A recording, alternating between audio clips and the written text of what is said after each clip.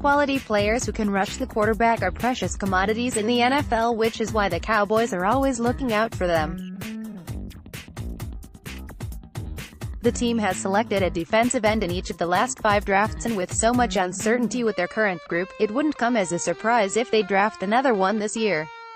The search to discover the Dallas Cowboys' 58th overall pick continues today as we examine potential edge rushers that could fall to the team in the second round.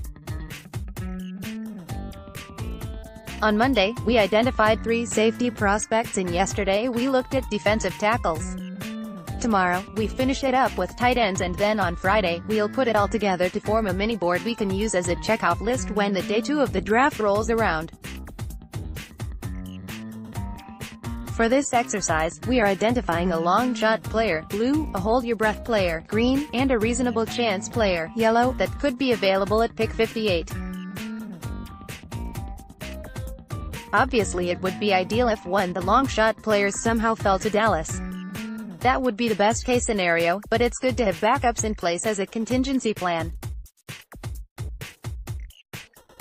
With that said, here are 3 possible candidates, ranks courtesy of Dane Brugler's Top 100, at the defensive end position. Long shot. Jachai Polite. There are 6 elite pass rushers that could end up coming off the board in the first 20 picks.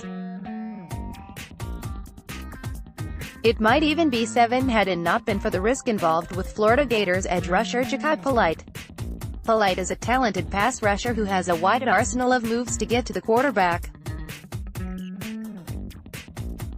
He has outstanding get-off and is extremely bendy to slide around the edge.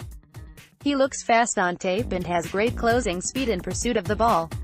Polite is a great finisher as he led the nation with 6 forced fumbles. Polite is a little on the light side at just 258 pounds and will need to add some bulk.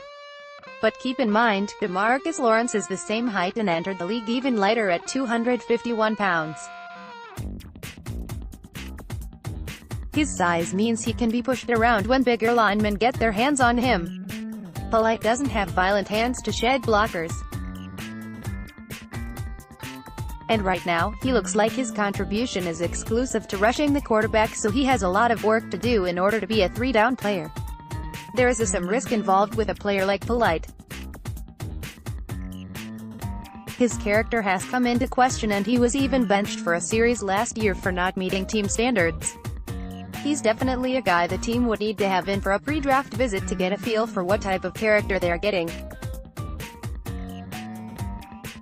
Chances of being available at 58, doubtful. It's really hard to say with Polite, and he reminds me a little of the Randy Gregory situation in terms of risk-reward. He could go late first or drop all the way until late second. Of course, the Gregory situation has been a nightmare in terms of availability, and the Cowboys may not want to go down that path again. He just might make it. DeAndre Walker, the Georgia product, is a talented pass rusher and is trending up. Despite not being a starter until his senior year, Walker put together a 7.5 sack season with 45 tackles, 11 of which were for loss. He has good maneuverability to get around blockers. He plays with a relentless effort. And despite being just 251 pounds, he plays with good pad level and doesn't get tossed around by offensive linemen.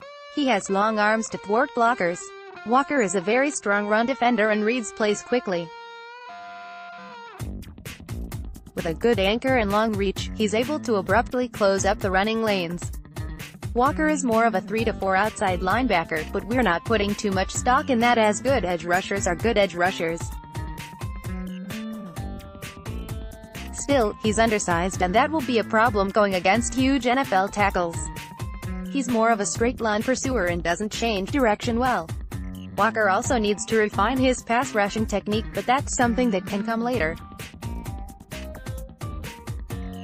He might not be able to step in and produce right away, which is not really something you want to hear about the team's first draft selection. Chances of being available at 58, fair. He's enough of a project to where it's not hard seeing him fall that far. Good chance of being there. Jalen Ferguson, the Louisiana State edge rusher, has been extremely productive throughout college career, recording an NCAA best 45 total sacks. Ferguson diagnoses plays quickly and has great lateral quickness. He has violent hands and uses them well to disengage from blockers. He uses his hand effectively to find weak spots and leverage, and then will power through when he finds them. Ferguson uses a variety of different pass rushing moves to always keep his opponents guessing. He's not a one-trick pony, as his ability to read plays allows him to hit gaps and be productive stopping the run. So why is that college football's all-time leader in sacks would drop this low? Ferguson doesn't explode off the line of scrimmage, and his lack of bend limits HIM's effectiveness. He plays with too much of an upright style, which will be taken advantage of at the next level. His lack of bend means he's taking extra steps to get around the edge. Chances of being available at 58, reasonable. Nobody is going to expect him to be the sack demon he was in college, but he should be a solid contributor to any defensive line.